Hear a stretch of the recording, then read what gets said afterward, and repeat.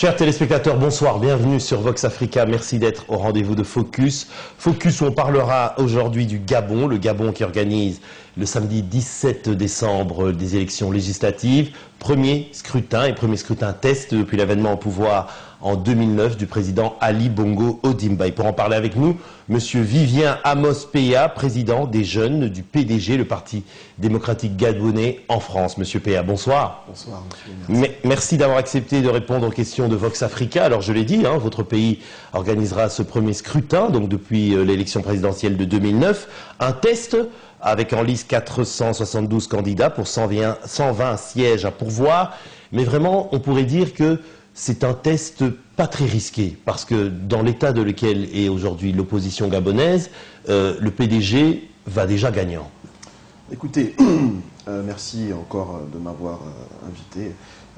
Je dois dire qu'effectivement, le Parti démocratique gabonais part certainement confiant. Confiant parce que je crois qu'il faut rappeler qu'il y a deux enjeux dans cette élection. Le premier d'abord est celui de savoir si les Gabonais sont prêts à poursuivre la voie de développement qui a été tracée par le président Ali Bongo Ondimba depuis son accession à la magistrature suprême, puisque vous le savez très bien, il a pris l'engagement de conduire le Gabon vers l'émergence, et cette émergence suit progressivement son cours, et donc ce sera une occasion pour les Gabonais de dire si oui ou non ils sont prêts à offrir leur feu vert au président de la République pour engager la deuxième mi-temps. Premier enjeu, second enjeu. Le second enjeu, c'est ensuite de définir les priorités et identifier les différents problèmes des populations gabonaises dans chaque circonscription, parce que, comme je vous l'ai dit tout à l'heure, le président de la République a pris un engagement, c'était de faire en sorte que non seulement notre pays devienne émergent, mais surtout de faire en sorte que les Gabonais, eux aussi, puissent vivre dans des conditions beaucoup plus décentes, et en tête desquelles d'abord l'accès aux soins de santé, à l'éducation, au logement, à l'habitat, au transport. Et face à tous ces enjeux que vous venez de mettre en exergue, et vous avez raison, l'enjeu est important, et c'est pour ça qu'on passe devant l'électeur, pour pouvoir avoir son approbation, son adhésion, mais quand on le fait avec une opposition laminée, non seulement à cause de ses problèmes internes, mais aussi à cause de la pression et des décisions prises par le pouvoir en place à Libreville, ça fait que, en fin de compte, l'élection, le satisfecit risque de ne pas être crédible. Parce que, voyons par exemple cette élection, l'opposition a polémiqué pendant des mois pour réclamer la mise en place de la biométrie, pour avoir un fichier électoral plus crédible, plus serein. Pourquoi avoir refusé ça? Écoutez, d'abord, je crois qu'il faut restituer les choses dans leur contexte. Je crois qu'aujourd'hui, si on interroge des Gabonais sur ce que c'est que la biométrie, y compris même les acteurs qui sont aujourd'hui les défenseurs ou les demandeurs de l'introduction de la biométrie, il y a très peu de personnes qui vous répondront sur ce qu'ils savent réellement de la biométrie.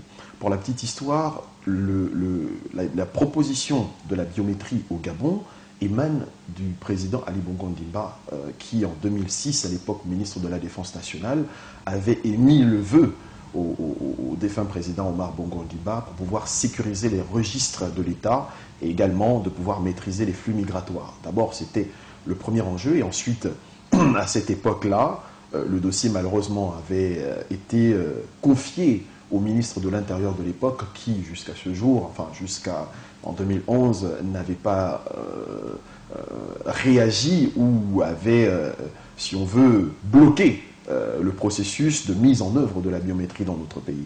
Donc nous pensons... Le ministre de l'Intérieur, André Mbaobam. André Mbaobam, voilà. Ancien allié d'Ali Bongo et aujourd'hui opposant. Aujourd'hui membre de l'opposition. Mais le président Ali Bongo Ondimba, en homme démocrate, a accepté quand même de répondre à l'appel formulé par plusieurs partis politiques sur l'introduction de la biométrie. C'est ainsi qu'il a lancé 2 concertations nationales.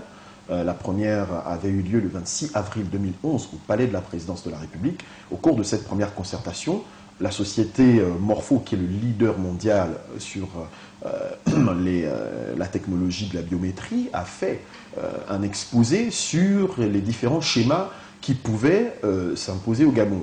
Le premier était un schéma express qui nécessitait un investissement de 60 milliards de francs CFA hors budget de l'État, donc ce qui nécessitait encore une fois de plus un emprunt, avec des contraintes à la fois donc budgétaires et logistiques, puisque la mobilisation d'environ 6200 agents était requise, l'achat d'environ 2000 mallettes mobiles biométriques. Tout cela était assez compliqué à faire, et tout cela en 5 mois. C'était dans le cadre de l'introduction de la biométrie en 2011 et avant les élections législatives.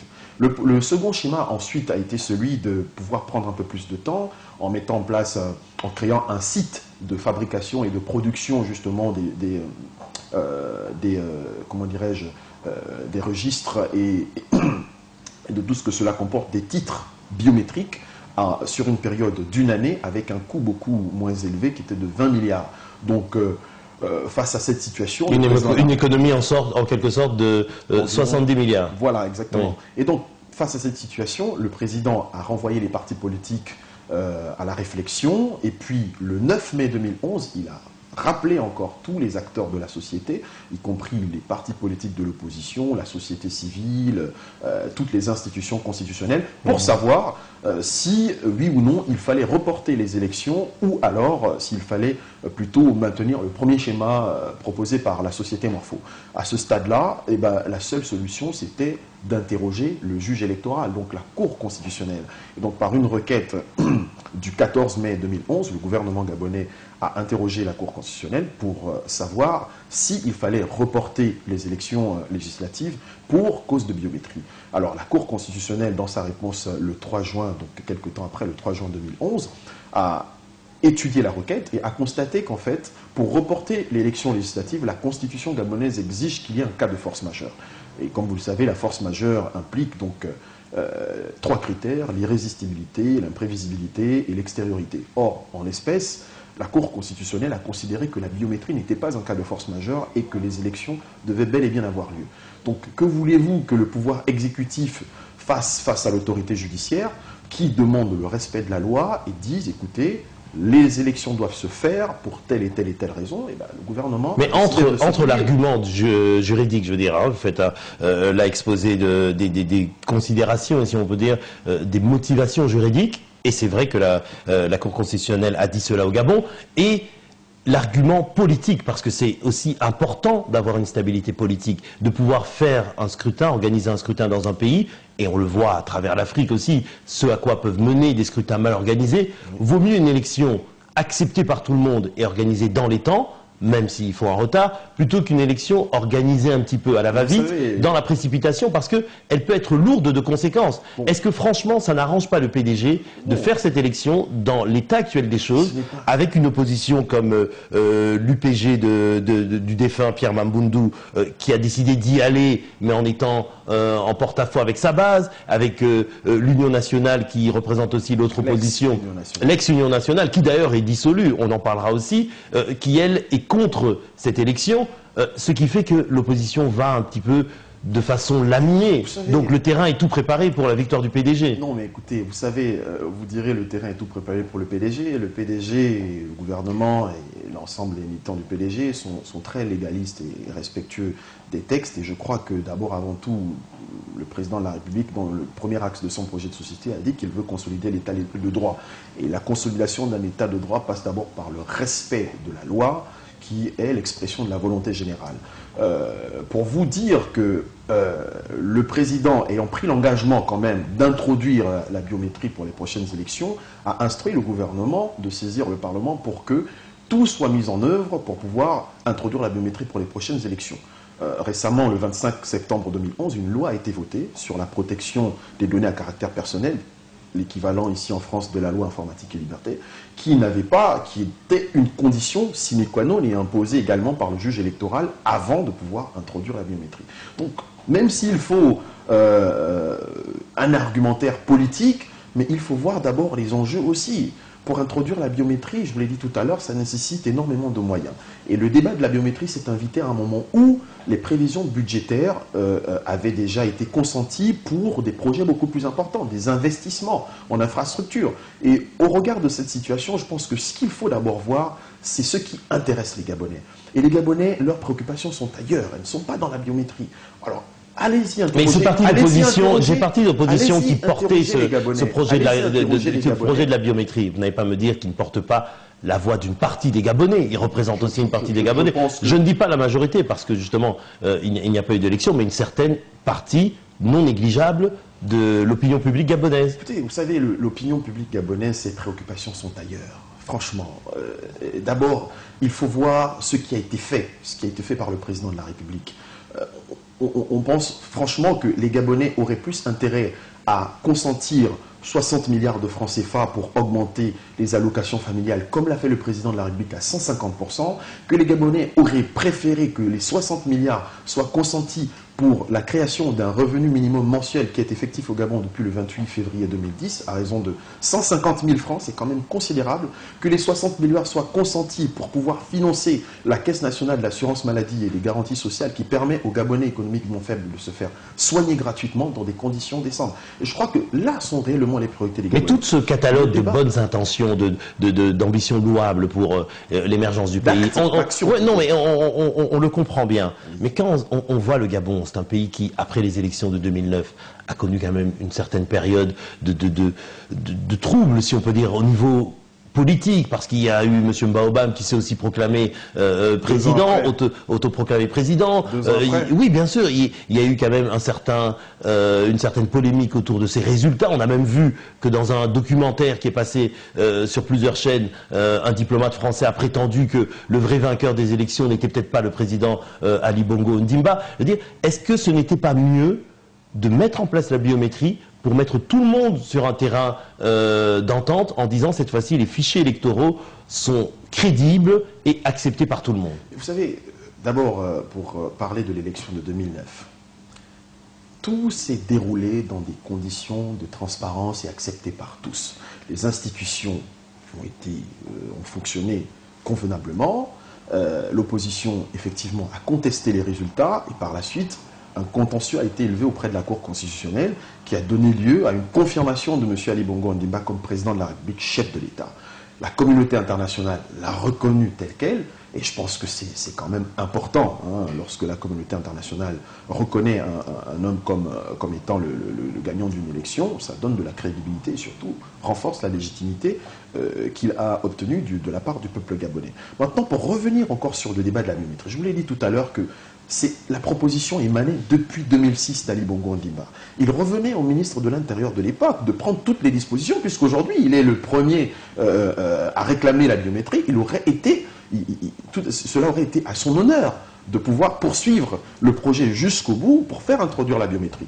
Mais or, aujourd'hui, moi je pense, et plusieurs Gabonais de l'opinion, enfin de toute l'opinion, une grande partie de l'opinion nationale le pense également, nous avons un outil qui est le code électoral, inspiré d'ailleurs en partie du code électoral français, qui offre toutes les garanties nécessaires de transparence et qui impose notamment des partis politiques de prendre leurs responsabilités pour pouvoir garantir et faire respecter aussi la transparence.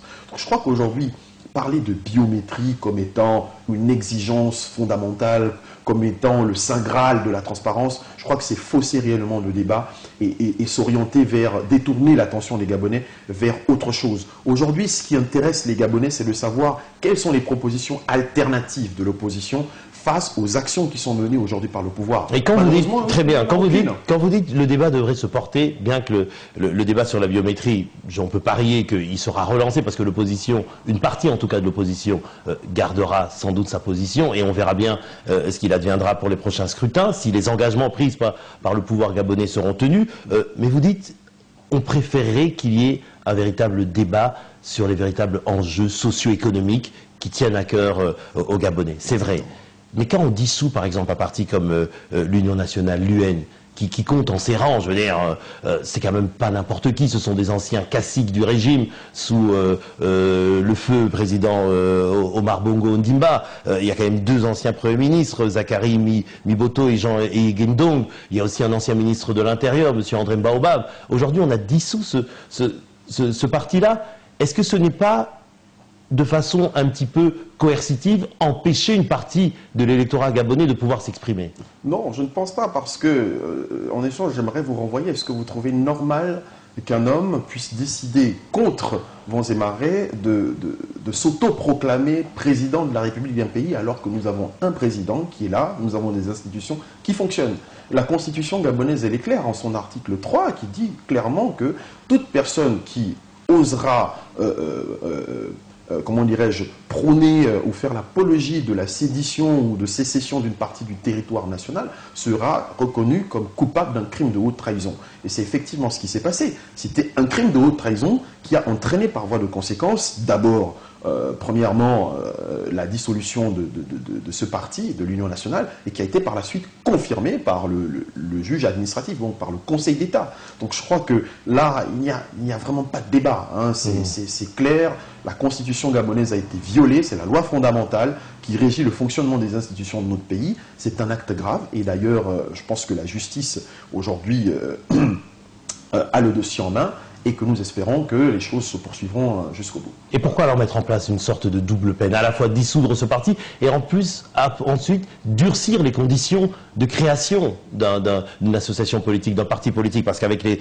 nouvelles conditions qui ont même été, je veux dire, renouvelées, en tout cas actées lors d'un conseil des ministres, actuellement, pour pouvoir créer un parti, il faut près de 90 000 signatures d'adhérents dans au moins 7 provinces du pays, et un examen qui dure 6 mois au niveau du ministère de l'Intérieur, c'est-à-dire mettre en place un système qui empêchera l'Union nationale de pouvoir même se préparer et être prête pour les prochaines échéances en 2012. C'est avoir une lecture biaisée. C'est une question.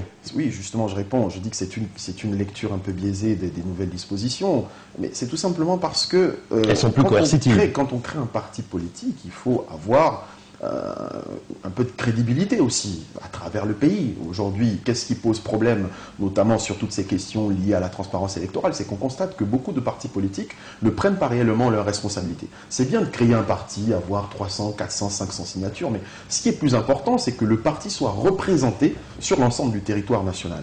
Or, aujourd'hui, ce n'est pas le cas. Et je crois que le gouvernement a bien fait de pouvoir renforcer les conditions pour que les différents partis politiques soient désormais des partis crédibles, représentatifs justement de leurs militants et des opinions qu'ils défendent. Est-ce qu'il n'y a pas une sorte de réflexe hégémonique de la part du Parti démocratique gabonais? Non, pas du tout. Je pense que c'est exagéré de le dire.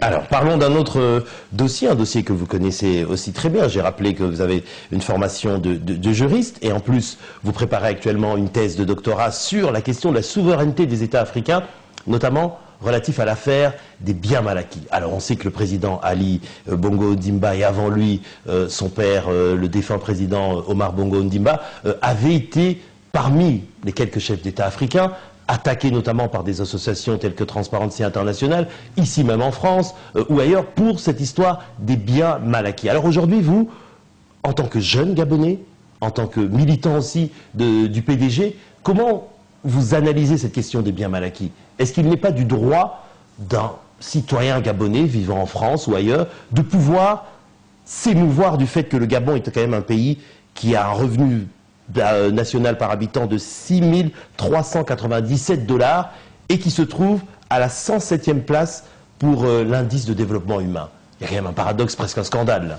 Écoutez, sur cette question des biens mal acquis, je voudrais d'abord rectifier une chose, parce que vous avez dit que le président Ali Bongo Ondimba avait été cité, ce qui est faux, parce que Ali Bongo Ondimba, dans cette affaire, n'est pas concerné. Il est juste victime de ce qu'on appelle le délit de patronyme. Le fait de s'appeler Bongo Ondimba implique automatiquement qu'il soit héritier de toutes les affaires qui ont pu engager la responsabilité de son défunt père. D'ailleurs, je crois que c'est un scandale de pouvoir procéder à un acharnement permanent contre un certain nombre de chefs d'État et notamment du défunt président Omar Bongo. La loi française pourtant impose le respect dû aux morts, mais on a le sentiment ici qu'il y a comme si vous voulez, un prisme déformant, dois-je dire, concernant certains chefs d'État africains sur cette affaire. Bon, du point de vue juridique, ce qui est choquant d'abord, c'est quand on parle de bien mal acquis. Quand on dit bien mal acquis, cela voudrait dire déjà que, l'infraction elle est qualifiée et que la culpabilité a déjà été établie. Or, vous le savez, en France, le Code de procédure pénale exige un principe de présomption d'innocence qui voudrait que la personne soit présumée innocente jusqu'à ce que sa culpabilité soit établie. Or ici, on a comme un acharnement médiatico-judiciaire qui fait que il y a des instructions qui sont en cours, on retrouve des éléments du secret de l'instruction qui sont violés, qui se retrouvent dans la presse, parfois truffés de contre-vérités. Alors, tout ce branle-bas, pour moi, c'est une chose, c'est-à-dire qu'on a le sentiment qu'il y a une sorte d'impérialisme juridique qui est en train de ressurgir et une volonté... De la part de qui? De la part des juridictions françaises et de la Cour de cassation, puisque vous savez que le 29 novembre dernier, 2010, pardon, elle a pris la décision de reconnaître à Transparency International France le droit de se constituer partie civile. Ce qui, pour moi, est scandaleux et grave, parce que, encore une fois de plus, si détournement de fonds il y a, cela relève de la compétence du pays où l'infraction est supposée avoir été commise. Donc, en l'occurrence, l'État gabonais, l'État congolais, l'État équato-guinéen, je ne sais pas quel autre pays concerné. Mais ici, on a une organisation non gouvernementale étrangère qui est censée se limiter à la notation des gouvernements et qui aujourd'hui devient partie prenante d'une affaire qui relève et pourtant de la souveraineté d'un État étranger. Comment appeler ça si ce n'est pas du néocolonialisme? Donc franchement, d'abord de ce point de vue, c'est assez choquant parce que nous avons quand même des sociétés civiles qui sont très actives dans nos pays. Je parle du Gabon en particulier. La société civile gabonaise s'est émue de voir la propagation de cette affaire dans la presse. On écrit des livres qui sont truffés vraiment de contre-vérités, des informations qui sont parcellaires et traitées de façon partiale par des journalistes professionnels. C'est quand même assez choquant. Donc moi, je pense que dans cette affaire, je crois qu'il faudrait qu'on arrête de piétiner l'Afrique. Parce que c'est toute l'Afrique. Parce que vous pensez qu'il y a vraiment un problème d'atteinte à la souveraineté des pays et que l'affaire est plus profonde que ça. Il y a une véritable atteinte à la souveraineté de nos pays. Parce que je crois que quand on parle de corruption, d'abord la corruption n'est pas l'apanage des Africains, n'est pas l'apanage de l'Afrique. La corruption est un phénomène qui est d'abord fondamentalement européen. Et je ne pense pas qu'aujourd'hui, en France, on puisse me dire que la France peut se targuer d'être un bon élève en la matière. Pas du tout. Parce que si aujourd'hui, il y a eu de la corruption en Afrique, c'est parce qu'elle a été transposée par des Européens, des personnalités, des personnes qui ont investi, parfois dans des conditions assez alambiquées et opaques au niveau de l'Afrique. Moi, j'aimerais bien que ces organisations non gouvernementales commencent d'abord par établir la responsabilité de ces personnes. Parce que quand on parle de pays corrompus, comme on entend très souvent, on traite les pays africains de pays corrompus, ça voudrait dire qu'il y a un corrupteur. Et le corrupteur, c'est qui? Il faut d'abord s'attaquer au corrupteur qui, très souvent, est l'Européen. Donc d'abord établir sa responsabilité avant de pouvoir fourrer le nez chez les Africains. Les Africains sont matures, l'Afrique est un continent qui change, qui se transforme, et je crois que le Gabon aujourd'hui est un très bon exemple avec toutes les mutations qui mettent d'accord toute la communauté internationale et les observateurs sur les changements, la promotion de la bonne gouvernance. Et puis d'ailleurs, le Gabon n'a pas attendu que ces associations s'émeuvent de la situation en Afrique pour pouvoir agir, puisque le président Omar Bongo Ondimba, dès mai 2006, avait mis en place une commission nationale de lutte contre l'enrichissement illicite, dont les capacités ont été récemment renforcées sous l'ère du président Ali Bongo Ondimba. Donc tout ça pour dire que nous en avons marre qu'à chaque fois, l'épée du roi France soit toujours suspendue sur certains... Est-ce que selon vous, c'est un problème entre la France et l'Afrique, ou c'est un problème entre certaines organisations de la société civile occidentale, avec aussi des alliés au niveau de l'Afrique, parce que certaines des plaintes ont été, je veux dire, initiées aussi par des citoyens africains, même bien que ceux-ci résidaient en Europe et en France en l'occurrence. Est-ce que ce n'est pas un problème, justement de simplement de certains citoyens qui, ne pouvant pas porter plainte pour des faits que eux estiment étant des faits d'acquisition de biens mal acquis dans leur propre pays, le font alors en France ou ailleurs? Bon, mais le problème, là vous soulevez un point important parce que je vous rappelle que plusieurs organisations, des associations africaines, je sais qu'il y a même eu un citoyen gabonais, ont tenté de se constituer partie civile dans ce dossier. Mais posez-vous la question de savoir pourquoi à chaque fois ils ont été déboutés. Pour quelle raison? Parce que les juridictions françaises considéraient que ces personnes n'avaient pas la qualité pour agir. Et pourtant, ce sont des citoyens de ces pays. Et comment concevoir que les organisations comme Sherpa ou Transparency International France se voient reconnaître le statut de partie civile et de qualité pour agir dans un dossier où, en principe, le détournement de deniers publics qui est supposé avoir été commis l'a été dans un territoire étranger. Donc ça veut dire qu'en fait, on a le sentiment qu'en France, on tente de faire émerger un principe de compétence universelle qui donnerait le droit aux juridictions françaises de pouvoir enquêter avec la complicité de ces organisations non gouvernementales et parfois certains milieux économiques étrangers, parfois anglo-saxons, il ne faut pas se voiler la face de le dire, pour pouvoir déstabiliser peut-être les relations qui existent entre la France et certains pays africains. Parce que ce qui est assez drôle pour le cas du Gabon, c'est que c'était au lendemain du voyage du président Nicolas Sarkozy au Gabon en 2010, lorsque le 22 février, il prononçait un discours dans lequel il reconnaissait que le Gabon avait le droit désormais d'avoir aussi d'autres partenaires que la France, c'est-à-dire de diversifier ses partenaires économiques. Quelque temps après, on voit ressurgir cette affaire de biens mal acquis, où on accuse, et on voit des personnalités comme Michel de Bonnecorse qui passent dans des documentaires pour venir déclarer que les élections auraient été truquées. Moi, j'ai envie de dire, alors est-ce que M. de Bonnecorse siégeait à la Commission nationale électorale du Gabon, ou est-ce que les services secrets français ont infiltré la Commission nationale électorale du Gabon pour pouvoir par la suite déclarer que les élections ont été truquées? Je trouve que encore une fois de plus, c'est un acharnement gratuit qui tend à détourner l'attention parce qu'aujourd'hui, au lieu des affaires africaines, nous avons une volonté de faire émerger une Afrique des affaires. C'est ce qui nous intéresse aujourd'hui. Et grâce à la gouvernance économique que prend le président Ali Bongo Ondimba, je pense qu'aujourd'hui, ce qui devrait intéresser les Africains, c'est de pouvoir prendre les choses en main et de refuser le fait que l'Afrique à papa puisse continuer à exister. Mais justement, vous parlez de ça, de l'Afrique de papa, sans entrer dans le détail justement de ces affaires par rapport aux biens mal acquis, parce que comme vous l'avez dit, ce sont des procédures qui sont encore en cours. Hein. Le Gabon se défend, d'autres pays se défendent. Exactement, il se défendra et on verra, on aura le fin mot de l'histoire au terme de cette procédure juridique.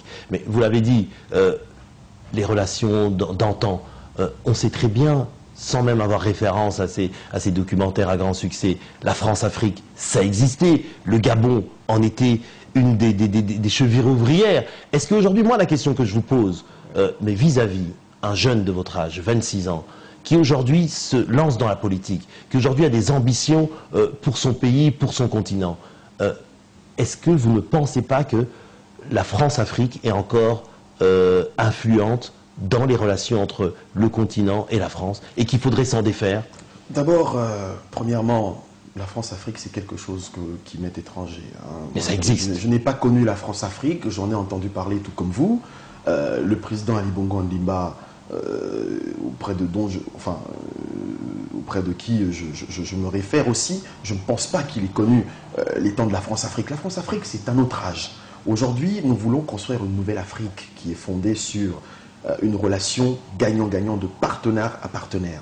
Et c'est ce que le Gabon a essayé de faire, puisque au lendemain de son investiture, le président Ali Bongo Ondimba a effectué de nombreux voyages à l'extérieur pour aller faire appel à des investisseurs étrangers, pour montrer que justement, cette France-Afrique, c'est terminé. C'est une page qui s'est tournée et qu'aujourd'hui, le Gabon a besoin de diversifier ses partenariats économiques. Ça veut dire que le président Ali Bongo s'inscrit en rupture avec le passé, en rupture avec le mode de gouvernance mis en place par son défunt père? Non, je ne dirais pas en rupture avec le mode de gouvernance, parce que le défunt président Omar Bongo a eu ce mérite de nous léguer des institutions fortes et stables et une situation politique qui nous vaut aujourd'hui le respect de la communauté internationale. La preuve, c'est que aujourd'hui, enfin pendant la période de transition qui a précédé le décès du défunt président, vous avez vu que les choses se sont déroulées dans un climat de sérénité, tout simplement parce que les institutions qui nous ont été léguées par Omar Bongo Ondimba étaient stables et qu'elles nous ont permis justement de pouvoir surmonter cette période de tristesse et de turbulence politique qui a suivi son décès. Donc aujourd'hui... Donc s'il n'y a pas rupture avec le passé, c'est quoi? C'est la continuité alors? Ce n'est pas la continuité. Je pense que quand on parle de rupture, c'est justement cette relation qui consistait à conditionner certains pays africains d'anciennes colonies, et notamment le Gabon, contre des intérêts purement personnels. Aujourd'hui, les relations que nous aimerons construire avec nos partenaires internationaux notamment la France, ce sont des relations d'égal à égal, c'est-à-dire de partenaire à partenaire, de gagnant-gagnant. Aujourd'hui, nous avons réussi à faire appel ou à faire investir près de 4 milliards de dollars dans notre pays. Cela témoigne quand même d'une certaine confiance des milieux économiques dans la voie aujourd'hui tracée par le président de la République gabonaise. Donc ça veut dire tout simplement que ce qui nous intéresse aujourd'hui, c'est de passer de cette gouvernance politique qui a également embrigadé le défunt président Omar Bongo pendant plus de 25 ans à une gouvernance purement économique. Et c'est justement là où le bât blesse, parce que les hommes politiques qui constituent cette opposition que j'appelle opposition anti-légaliste aujourd'hui, ils se fondent sur quoi? Sur des intérêts purement personnels et politiques. Alors qu'aujourd'hui, les enjeux sont ailleurs. Les Gabonais sont fatigués. Ils sont fatigués de cette gouvernance qui ne tient compte que des arrangements politiciens. Aujourd'hui, ce qui plaît aux Gabonais, c'est de savoir quelle est la personne, l'homme qui les conduira vers un avenir en confiance. Un Gabon gagnant, un Gabon 100% gagnant. Monsieur Vivien Amos Peya, je rappelle que vous êtes président des jeunes du Parti démocratique gabonais en France. On sent un discours de militant convaincu. On verra si vous avez été convaincant pour nos téléspectateurs. Merci en tout cas pour cet entretien.